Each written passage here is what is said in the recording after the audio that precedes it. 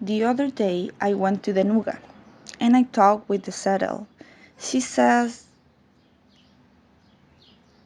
"Hello there, I'm the saddle. And as you can see, I'm walking or running. It's just that I'm in a hurry. Do you know where the crowd goes?" I read about this painting and her painter, Gracia Barrios. She was exiled from Chile, and his husband, Jose Balmes, was exiled 2 times, one from Spain and the second one from Chile, with Gracia. I'm not afraid. I feel safe with this crowd. Like I feel tied to them, some sort of feeling of belonging. Do you belong to this crowd as I do? Well, I don't have time. We're in a rush, so I can't take a break. I need to keep walking and fast to not miss a bit. The way that the saddle is painted gave me the sensation of movement, as well the feet behind her as people walking along with her. This crowd never stopped, doesn't it? It seems that we're marching like soldiers. I remember Josefina de la Maza talking about this painting and how the red and black are usually associated with a political context. She also mentioned that this piece of art was painted in 1972 during the time of the Popular Union. We're not soldiers, we're not in a war. I'm just a saddle and I don't know how to fight. Do you know what I'm going to face? Should I resist? I'm just a saddle.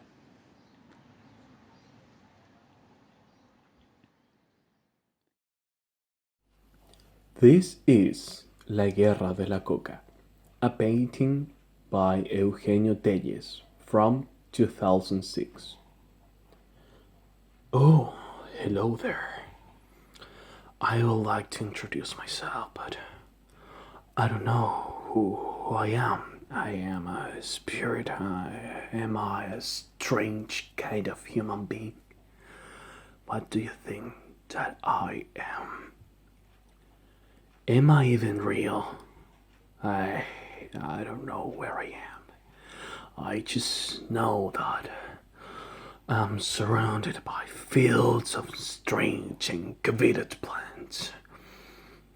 I'm holding something. I'm holding a gun.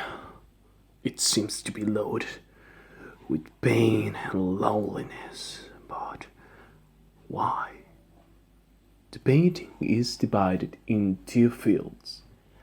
Stages used to represent the history of the human being. How do you think that is represented here? On one side, I feel like something is watching me. Those red eyes on the wall and the floor and the house. That doesn't make me feel like home. It makes me feel uncomfortable. In contrast, the other side looks quiet, but it still troubles. The figure of the painting is built through machines, human bones, body parts, and pieces of military uniforms. But what for?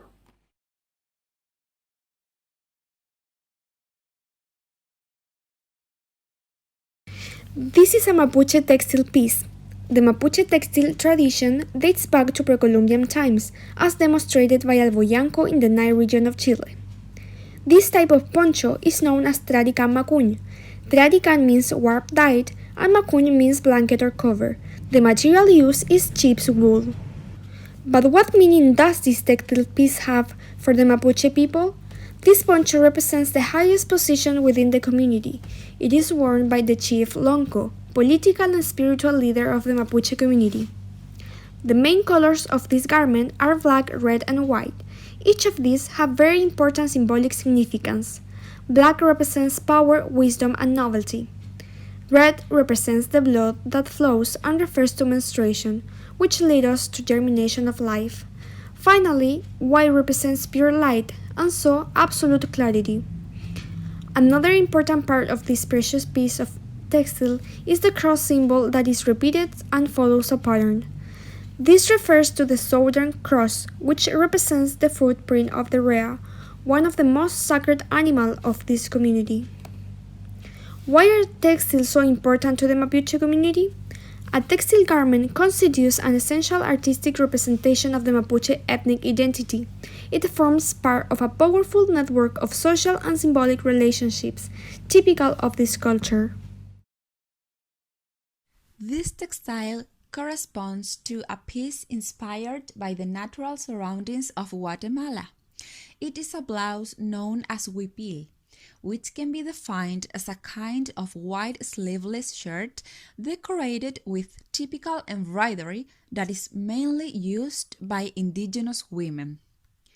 It is a piece of art that undoubtedly requires a lot of time and dedication and has an infinity of incredible details as well.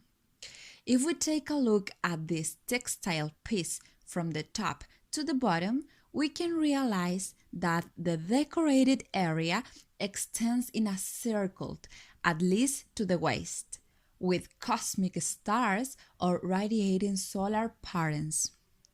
What do these beautiful astronomical objects mean?